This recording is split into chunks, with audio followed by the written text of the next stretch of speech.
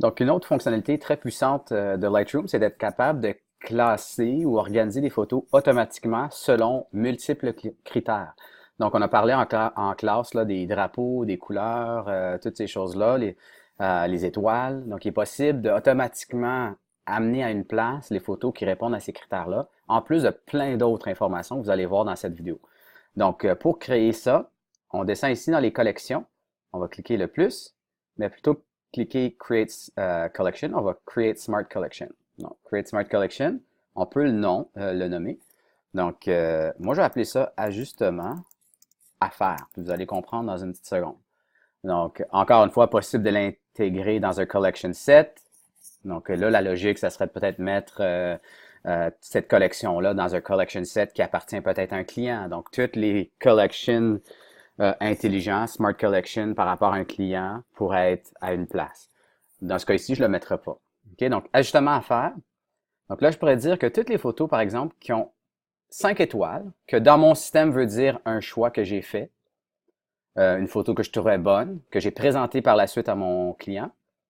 Ensuite, la couleur, donc si je mets label color is green, donc là, encore là, dans cet exemple-là fictif, là, c'est peut-être le vert, c'est le choix du client. Et je vais ajouter un autre critère. Donc, vraiment, la force des Smart Collections, c'est quand on a plus qu'un critère. Parce que quand on a seulement un critère, on peut faire ce travail-là directement dans le catalogue sans avoir une Smart Collection. Mais quand on commence à avoir multiples critères, ça commence à être super intéressant. Donc, vous allez voir dans la liste là qu'il y a plein de choses qu'on peut faire. Donc, as a Smart Preview, la source, tu peux dire, allez voir, ou tu demandes à Lightroom d'aller voir dans un répertoire qui s'appelle CNA, par exemple, et appliquer le restant des conditions. Donc, c'est vraiment très, très puissant comme outil. Mais dans ce cas ici, moi, je vais faire Develop has adjustments. Est-ce qu'il a été ajusté?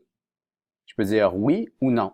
Donc, dans ce cas ici, je peux dire toutes photos n'ont pas été ajustées, donc peut-être sont encore en format RAW, ils n'ont aucun ajustement dessus, qui ont été sélectionnées par le client et que premièrement, c'était des photos que moi j'avais trouvées bonnes, donc je les avais donné une étoile de 5. Donc, quand je fais Create, en temps normal, si tout va bien, il devrait avoir des photos qui apparaissent dans cette catégorie-là. Évidemment, s'ils répondent aux critères. Donc, s'ils répondent aux critères de vert, 5 étoiles et aucun ajustement. Dans ce cas ici, je vois que j'en ai 3. Qui voudrait donc dire que pour ce client-là, j'ai encore 3 photos à faire que je dois développer, par exemple. Et là, si je viens ici et je fais des ajustements, donc je vais faire un ajustement de base, oups, elle disparaît. Pourquoi? Parce que là, maintenant, Lightroom comprend que cette photo-là a été complétée.